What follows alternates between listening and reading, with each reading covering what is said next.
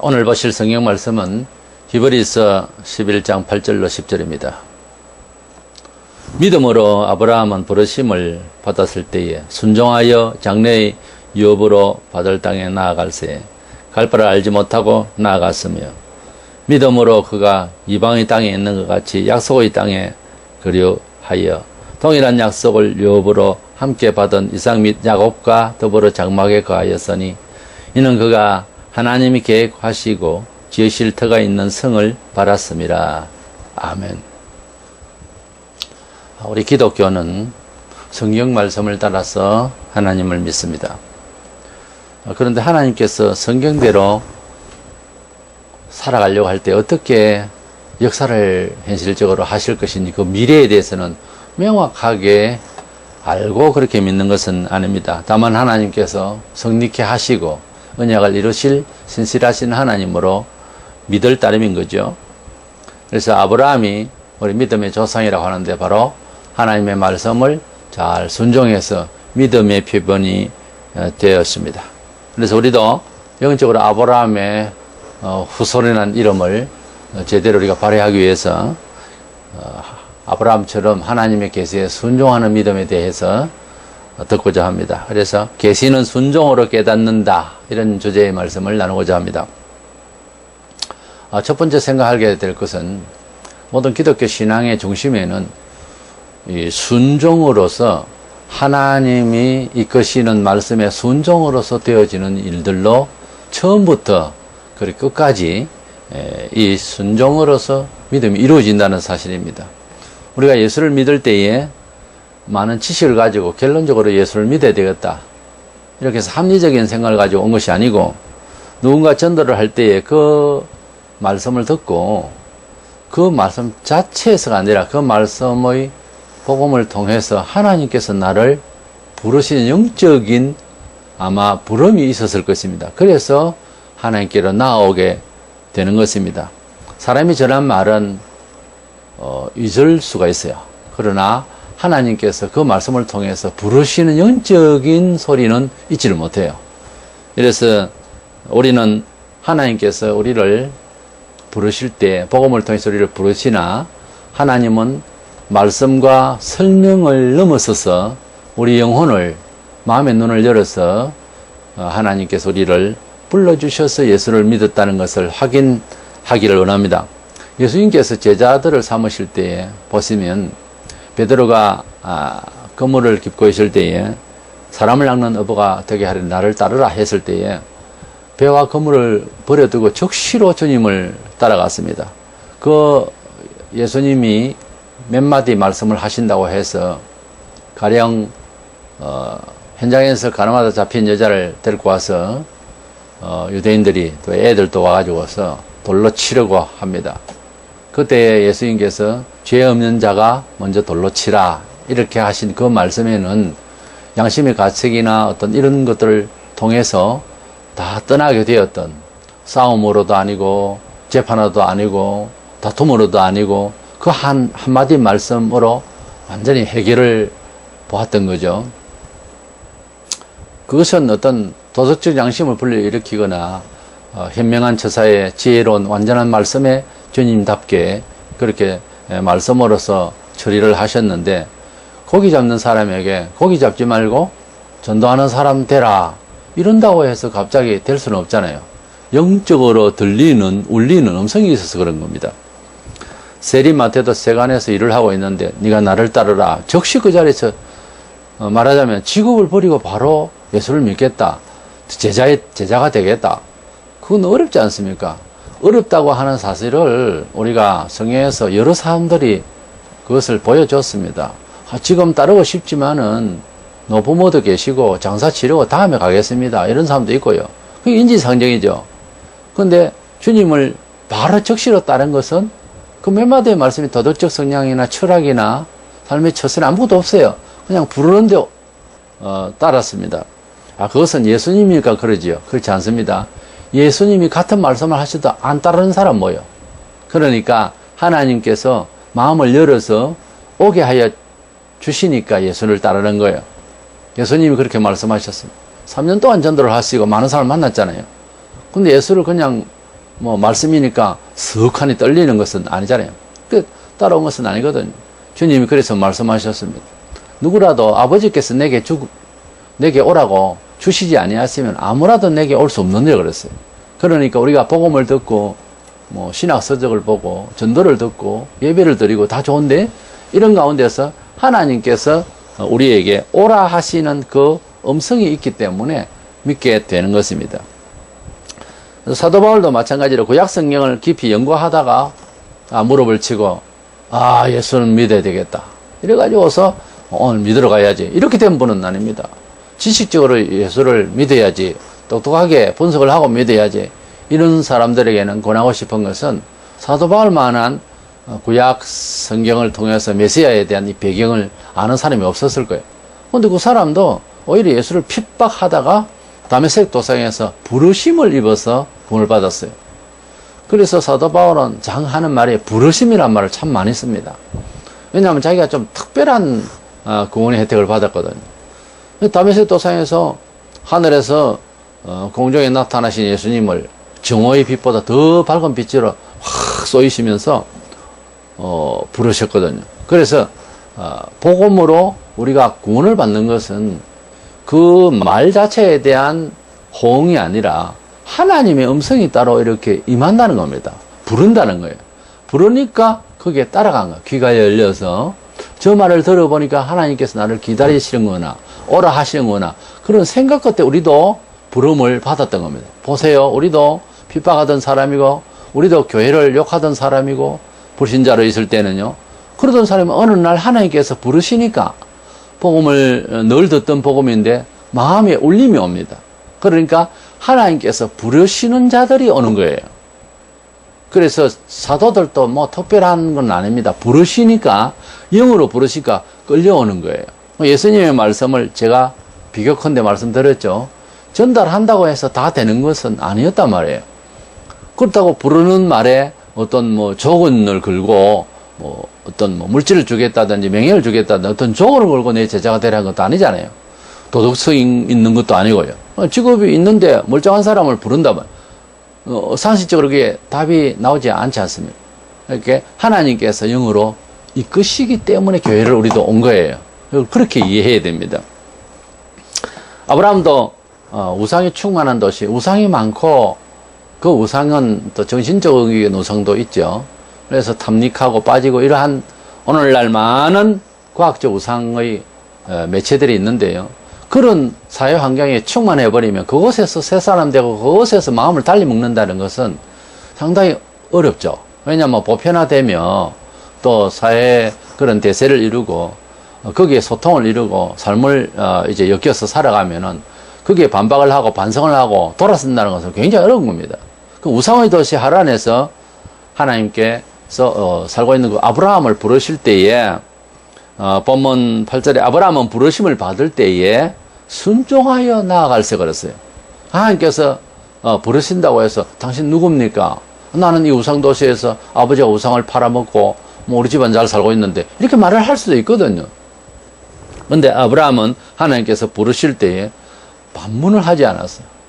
원래 믿음이 좋은 사람은 교회 내부에서도 그렇게 반박하고 반문하지 않습니다. 거의 순종해버려요. 100% 그지. 예지 아니요가 없어요. 목사가 기도하며 이제 성도들에게 어떤 요구를 할 때에 목사님 그렇게 하는 게 좋겠습니다. 이렇게 나오는 게 아무래도 유익하지. 하나같이 다 태박을 놓고 이러면은 이게 일이 안 되는 겁니다. 그래서 믿음이 참 좋은 사람은 역시 순종을 잘하는 사람. 그럼 광신도라는 뜻은 아니고요. 순종을 잘하는 사람이 잘 믿는 사람입니다. 그래서 믿음을 시작을 할 때 추억을 해보면은 누구의 말이 기억납니까? 하나님께서 오라 하더라 하는 생각이 있습니까? 누구의 말은 별로 기억나지 않지 않습니까? 하나님께서 그때부터 우리 앞에서, 우리 영혼 앞에서 늘 부르시고 바라보시는 듯한 마음으로 오는 거예요. 그게 딱 끊기면은 어떤 사람이 어떤 말을 해도 안 나옵니다. 하나님께서 부르시니까 나왔다는 거예요. 그러니까 은혜 중에서 제일 큰 은혜가 무엇이겠어요? 부르심의 은혜입니다. 하나님께서 불러주시는 은혜를 받기 위해서 귀를 열고 마음의 문을 열고 눈을 열고 항상 환영하면서 하나님 오늘 또 불러주시고 말씀하시옵소서. 이런 마음으로 매일 임하는 것이 좋겠습니다. 그러므로 처음부터 하나님 계시의 이치에 대해서 따지고 불평하면 신앙이 자라지 않습니다.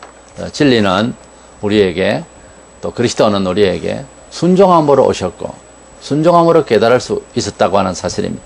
그래서 신앙이라고 하는 것은 시작부터가, 부르실 때부터가 순종함으로 되어진 것이고 하나님의 부르심으로 되어진 것이고 그 부르심에 순종함으로 되어진 것이지, 이걸 비판하고 합리적으로 따져보고 이러는 사람은 신앙심을 온전히 가질 수가 없었던 거죠. 그러면 왜 하나님의 부르심의 계시에 대해서, 하나님 음성에 대해서, 말씀에 대해서 100% 순종을 원하시는가 하는 거예요. 그 원인이 뭔가? 그것은 하나님께서 전지 모든 것을 다 하시고 전능 모든 걸 하실 수 있다고 하는 것을 내가 하나님 말씀을 순종하려 할 때는 인정하기 때문에 그렇습니다. 어떤 사람이 저 사람을 신뢰하고 인정해 주는 것만큼 더 이상 귀한 것이 없어요. 인정하지 않으면 반신반의해버리면 소통이 안 되는 거죠. 반신반의가 아니고 원칙적으로는 그것은 완전히 불신하는 단계죠. 반신반의는 사실은. 그래서 반을 믿는 것은 아닙니다. 그것이 안 믿는 것이 개입될 때는 그거 안 믿는 거예요. 그러니까 하나님을 믿는다라고 하는 것은 하나님이 만물을 지으시고 모든 것을 해결하시는 분으로 믿는 믿음인 거죠. 이 사도신경을 신앙 고백할 때 만물을 주신 하나님을 우리가 믿는다라고 하는, 그 하나님의 실력을 믿는다고 하는 신앙을 먼저 고백하게 되어 있는 것이죠. 순종하는 것은 그렇다고 해서 두려움은 노예같이 순종하는 것이 아니고요, 주인을 섬기려는 자원하는 심령으로 순종하는 겁니다. 이 순종은 노예적 순종이 아니고 이것은 섬김의 순종이에요. 그렇게 경외하는 순종이에요. 존경하는 순종이에요. 다르죠.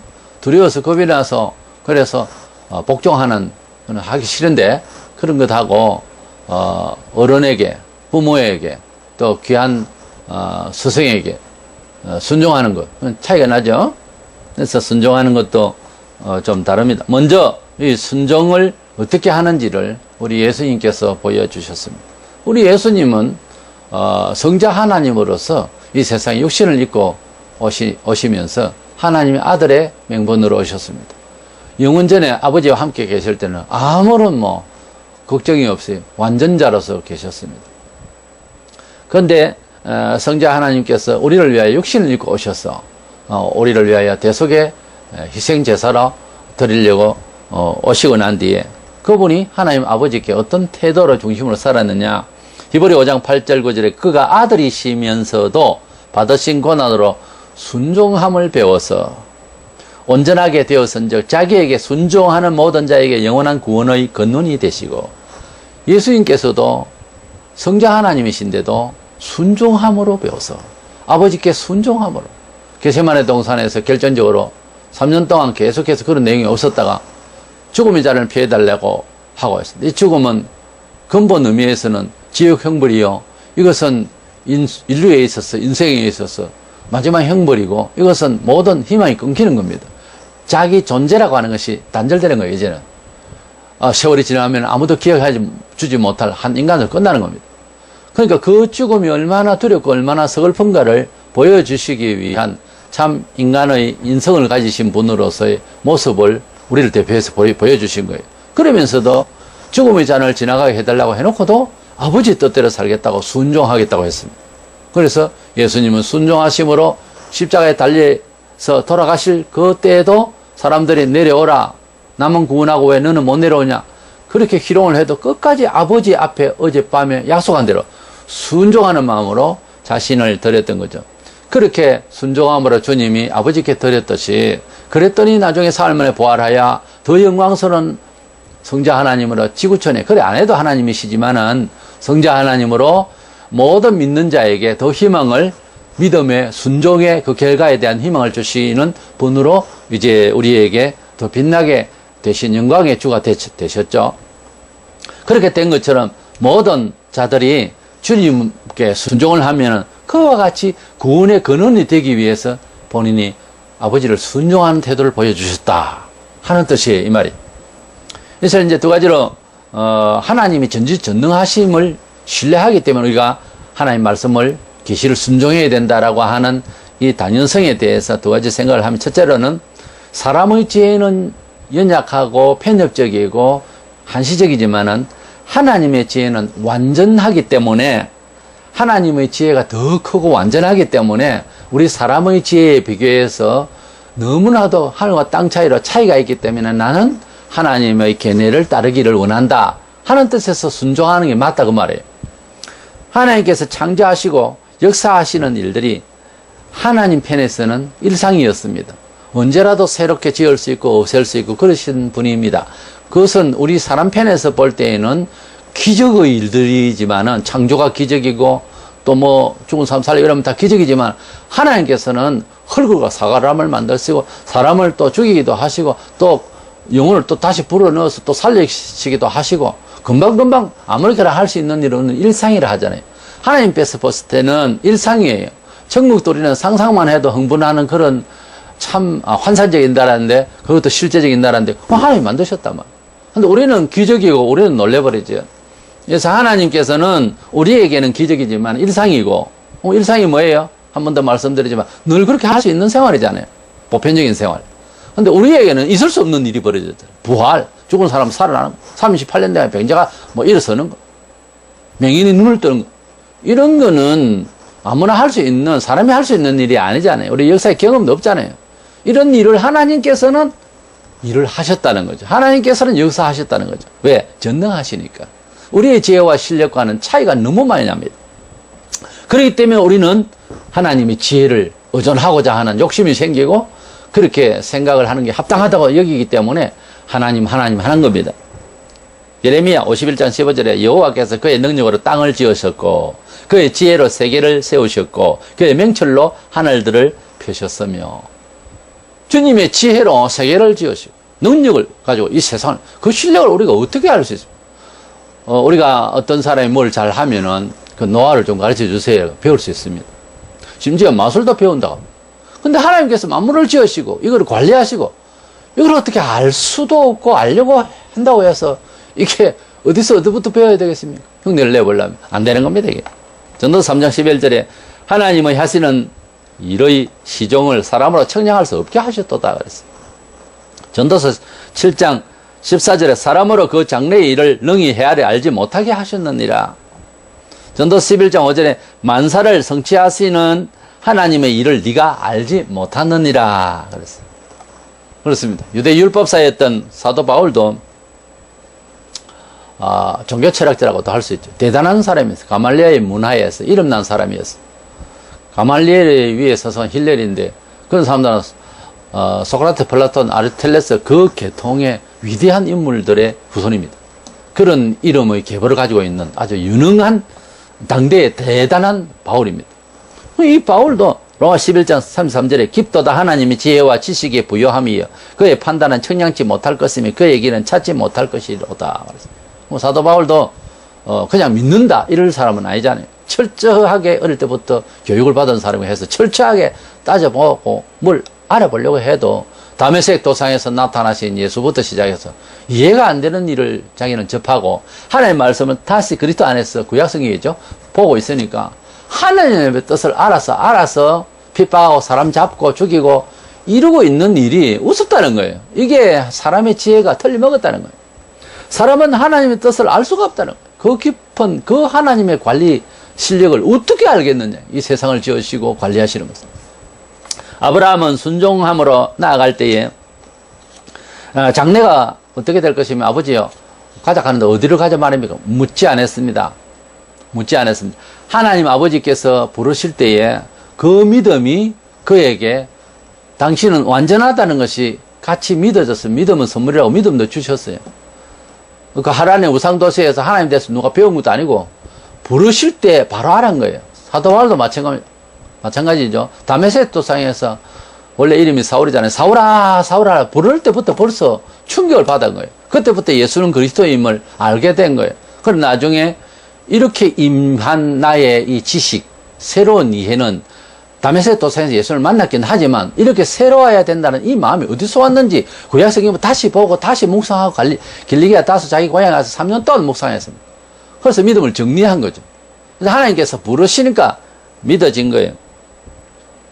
가령 이제 개인적으로 저 같은 경우에 21세에 불신자 가정에 있을 때 복음을 듣고 교회를 나옵니다. 그런데 하나님을 믿어야 되겠다는 생각, 예수 그리스도를 믿어야 되겠다는 생각이 성격이 좀 따지는 생각이고 좀 그런 성격인데, 그렇게 합리적으로 생각하면 교회를 나올 수가 없습니다.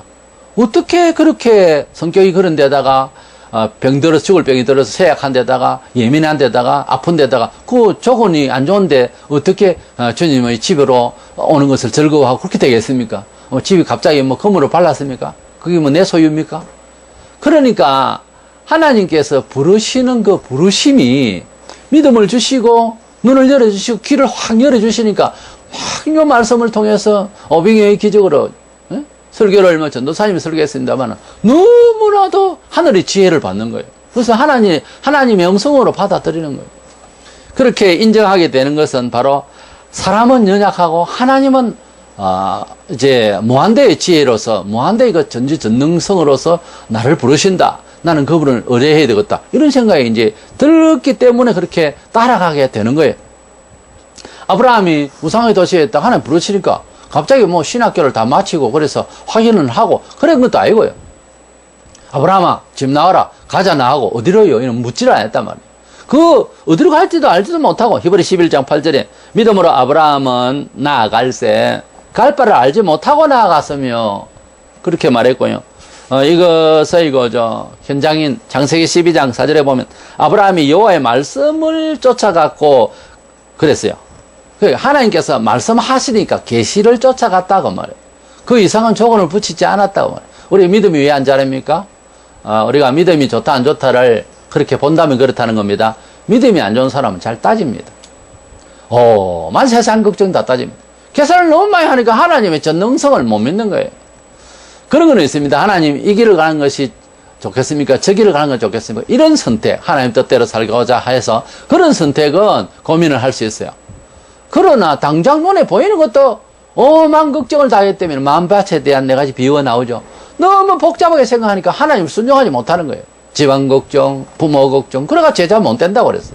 그러니까 하나님께서 이루실 걱정은 우리가 문제 해가지고서 되어질 일은 아닙니다.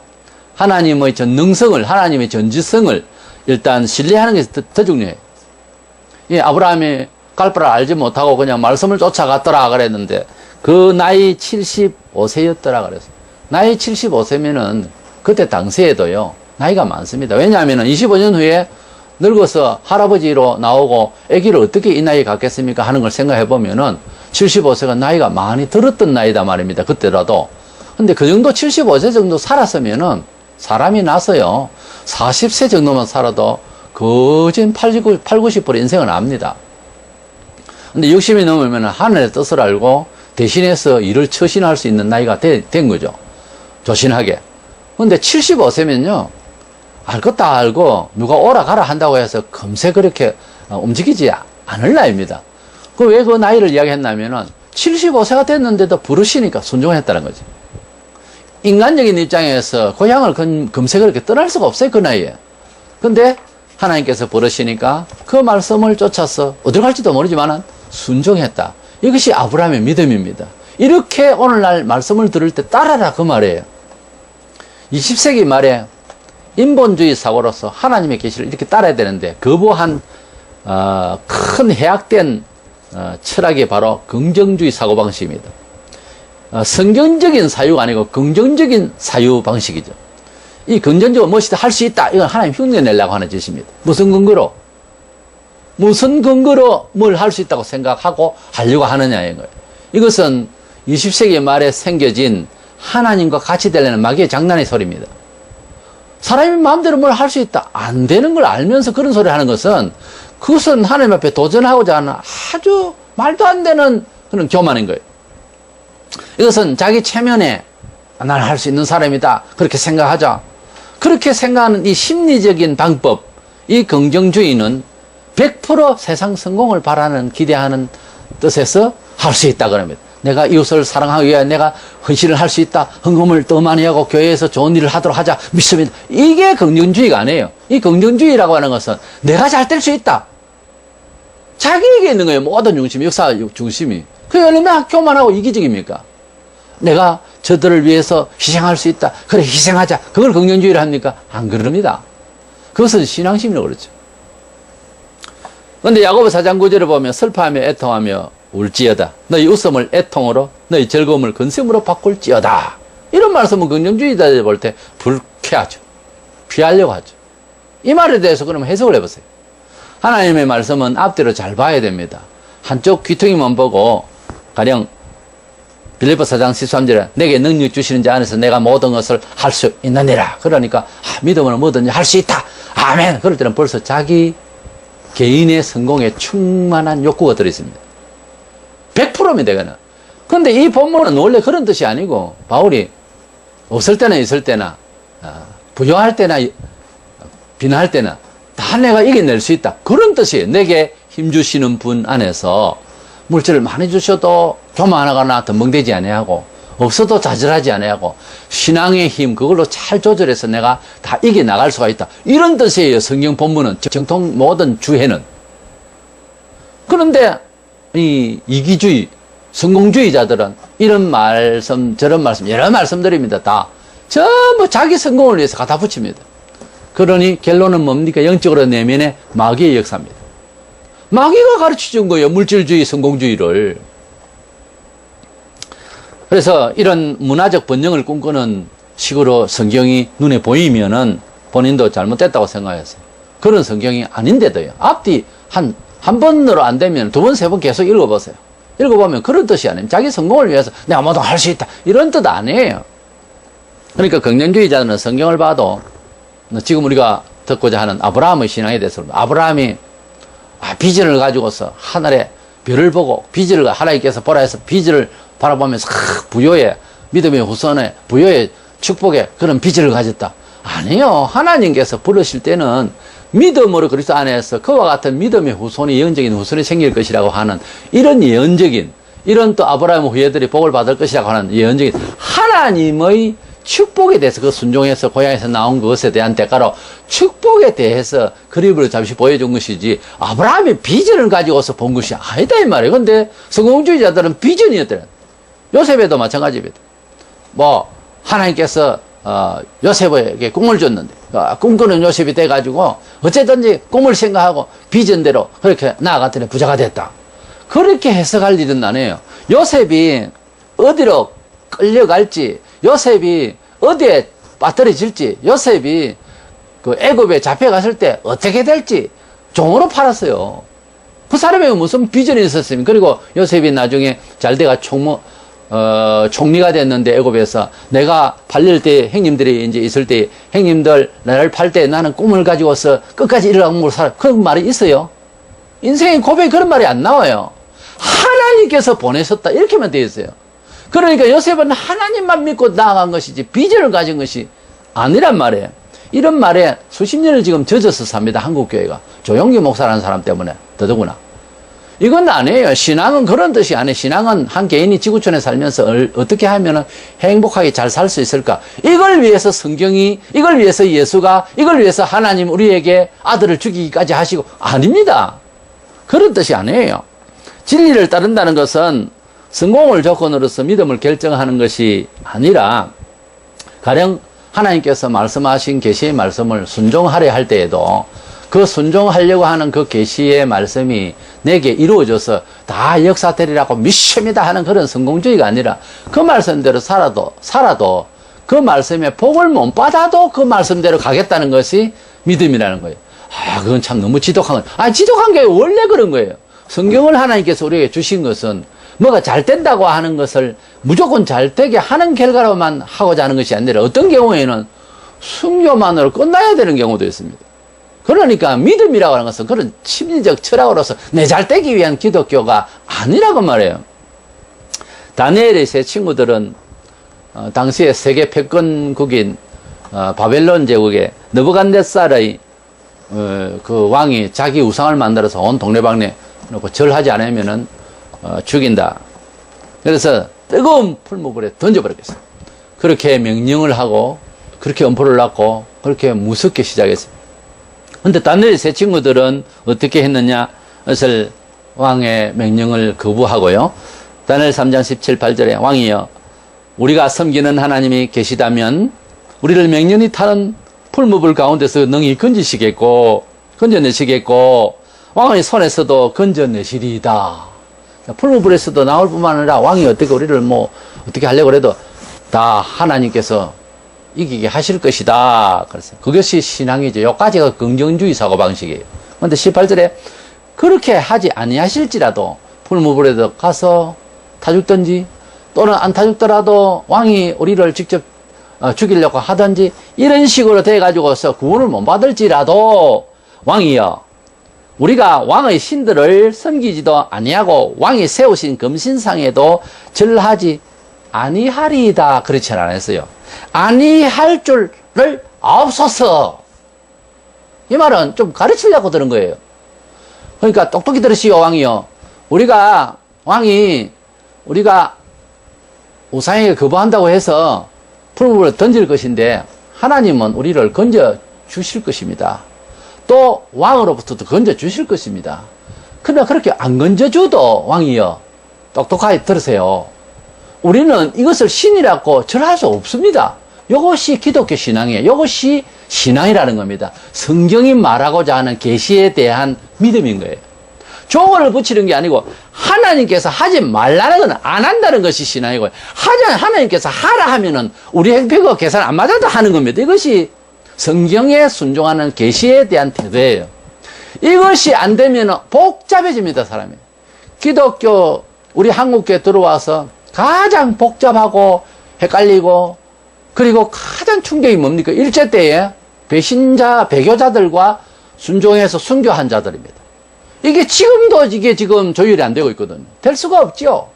하나는 아버지를 배신했는데 어떻게 해요? 그 배신을 회개했습니까? 회개 안 했어요, 아직까지. 우리가 죄인됨과 연약함을 아는 자 될수록 하나님의 말씀과 지혜가 원칙이고 할 만큼 크고 땅보다 할 만큼 높은 차원의 내용이기 때문에 들어야 된다. 이래서 신앙하는 것이, 이래서 순종하는 것이 하나님 앞에서 순종의 원인인 거예요. 그래서 내 생각이 그래도 미래를 결정할 수 있다. 이렇게 믿으면 안 믿어지죠, 하나님을. 근데 내가 아무리 부유하거나 높은 자리에 있거나 내가 아무리 살 수 있는 기회가 있어도 하나님이 원치 않으면은 친일파돼서 살아남고자 하면 해방 이후에 얼마나 부끄럽습니까? 하나님께서 원치 않은 길을 기회라고 해가지고 가버리면은 손해봅니다. 그래서 하나님께서 우리와 차원이 다르기 때문에 전능하시기 때문에 나는 하나님 의존한다. 이것이 계시에 대한 순종의 원인이에요. 또 왜 하나님을 그렇게 적극적으로 순종해야 되느냐 하면 두 번째로는 하나님께서 순종하라고 명령을 하셨어요. 하나님께서 왜 명령하셨을까? 신이니까 명령했겠지. 그래 들으시면은 정말 어리석은 생각입니다. 어른이 아이 보고 이래라 저래라 그럽니다. 어떤 경우에는 아이가 그렇게 해야 되는 것을 따지는 애들도 있어요. 좀 크면은. 그러면 이제 대화를 해서 말을 해줘야 되죠. 근데 아이 때는 더더구나 이리 오너라, 일어서거라, 누워라, 옷을 갈아입자. 왜 누워야 되는데요? 왜 갈아입어야 되는데요? 이러면은 부모가 애를 키워내겠습니까? 하나님께서 우리에게 이래라 저래라 할 때는 그 말에 대해서 따져가지고 알려면 천년만년 시간이 걸립니다. 때문에 하나님께서 우리를 잘 되라고 이것은 그냥 명령을 하는 게 좋겠다 싶어서 순종을 하면 깨닫도록 하는 겁니다. 아이들도 어른 말을 순종해보니까 용돈도 주시고 순종을 해보니까 결론적으로 좋으니까 잘 따르는 거예요. 그렇죠? 근데 같은 어른이라도 순종해보니까 안 좋은 소리를 했다. 그 다음은 말 안 듣죠. 경험을 통한 지식이에요. 어른이 부모가 자식에게 순종하라고 명령을 했는데 그게 결과가 좋은 게 계속 나오니까 아이가 따르는 거예요. 결과가 안 좋은 거는요, 안 따릅니다. 애들한테 영악해가지고. 하나님께서 따르라고 말씀을 하실 때 대화를 통해서 하는 경우의 말씀 같은 말씀도 있어요. 근데 거의 순종만을 요구하는 말씀을 되어 있습니다. 왜냐하면 우리가 그 말씀을 따라갈 수가 없거든요. 언제 생각을 같이 한단 말이에요. 하나님하고 무슨 대화를 해요? 그러니까 하나님을 순종을 할 때 정말 동네 최고의 어른에게 가서 무엇을 의뢰하고 그렇게 하여라 하면 예 어르신 알겠습니다. 이거 똑같은 거예요. 뭘 따져요 따지기는. 하나님은 연구 대상이 아니고 순종의 대상입니다. 그 어리석게 자꾸 그걸 따지고 이러면은 믿음이 안 자라요. 우리를 잘되게 하시려고. 그래서 예수님은 아버지 말씀을 어떻게 여기셨다? 요한복음 12장 50절에 나는 아버지 그의 명령이 영생인 줄 아노라.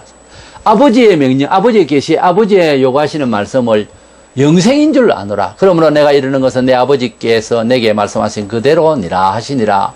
예수님도 아버지 말씀을 영원한 생명의 말씀으로 알았습니다. 나는 그의 명령을 영생으로 아노라. 그러니 철저히 하나님 아버지의 말씀대로 살았었죠. 우리를 대신하여 세례받으시고 그리고 난지 8일 만에 할례부터 행해서 부모로부터 되어진 거지만은 신실한 부모죠. 그래서 모든 것을 다 세례받으시고 그리고 십자가에 못 박혀 돌아가신 것은 죄인이 죄벌을 받는 것. 그런데 예수님이 죄가 많아서가 아니라 있어서가 아니라 우리 대신해서 돌아가신다 분명히 되어 있어요. 그래서 모든 것을 아버지 원대로 되기를 원하나이다. 겟세마네 동산에서 말씀하신 그 기도 3번이나 죽는 듯이 기도해가지고서도 아버지 뜻대로 하겠다고. 아버지의 뜻은 영생인 줄 아느라. 그래서 4일 만에 부활하셨잖아요. 아버지의 뜻대로만 하면은 죽는 것 같은데도 영생으로 아느라. 이것이 하나님의 말씀의 명령을 이해하는 그런 이해의 내용이에요. 하나님의 말씀은 너무나도 지혜롭고 완전하기 때문에 따르는 것이 1번이고, 두 번째로는 그 명령이 우리 잘 되라고. 부모가 어린 나이에게 그냥 명령할 때 그 명령을 하고 말 잘 들으니까 내가 만족하기 위해서가 아니라 그 자식 잘 되라고 명령하는 말이라고. 그 말을 할 때 말을 안 듣잖아요. 얼마나 부모가 불쾌한 줄 압니까?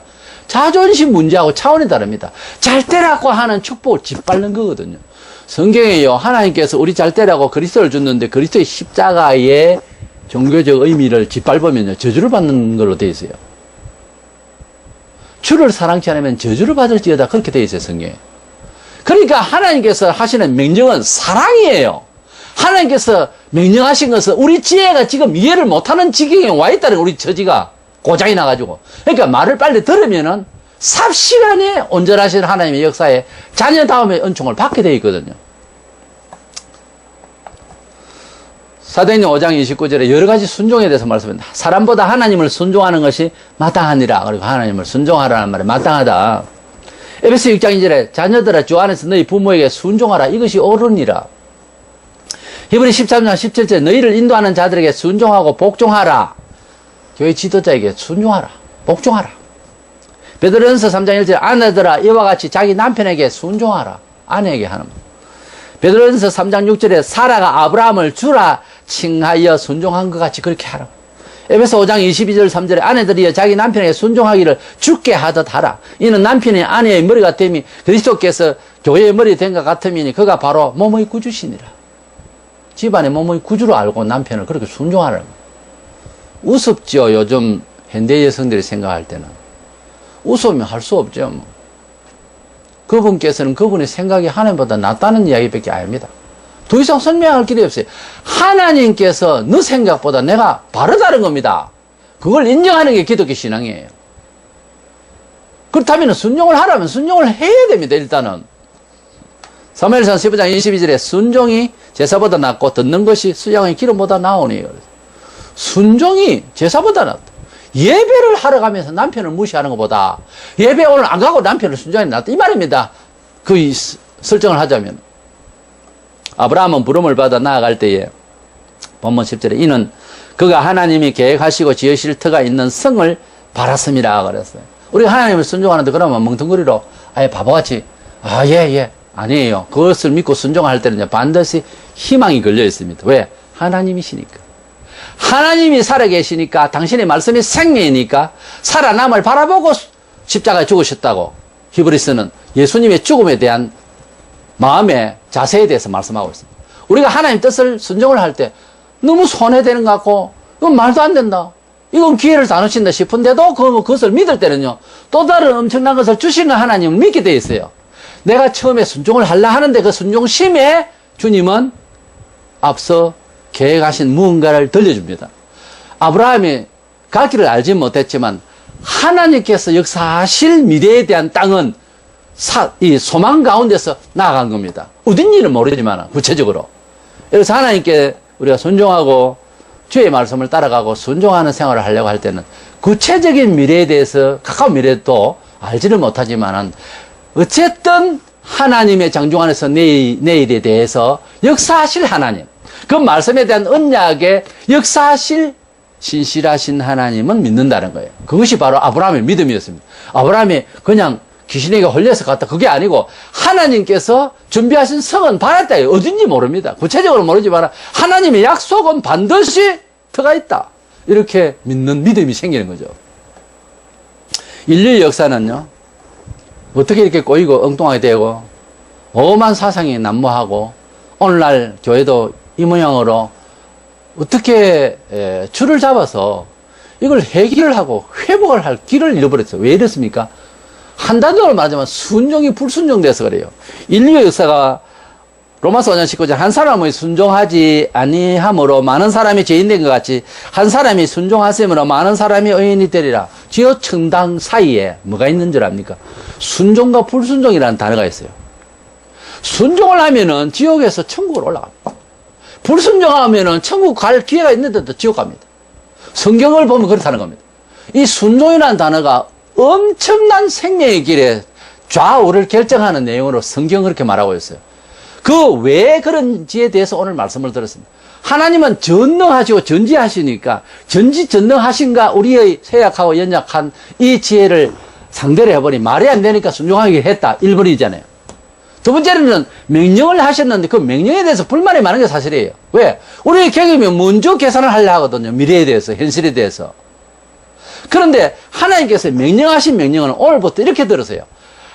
부모님이 어린 자식에게 잘 되라고 압축해서 잘 되는 결과가 있으니까 순종을 시키기 위해서 명령을 하는 거예요. 그 명령을 순종하라고 또 자녀들아 부모를 순종하라고 돼 있잖아요. 이것은 억지를 부르는 게 아니고 잘 되라고 하는 명령이란 말이에요. 하나님의 말씀에 우리가 작은 일 같아도 순종을 안 했다니 인류가 아담 후에가 다 고통받는 사람이 되어버렸어요. 하나님께서 같은 죽음, 군인으로도 죽고 또 여러 가지 죽음이라는 게 있습니다. 그러나 예수님은 도저히 죄와 사고와 이런 것으로 죽으실 수 있는 분이 아닙니다. 죄가 없는 분이.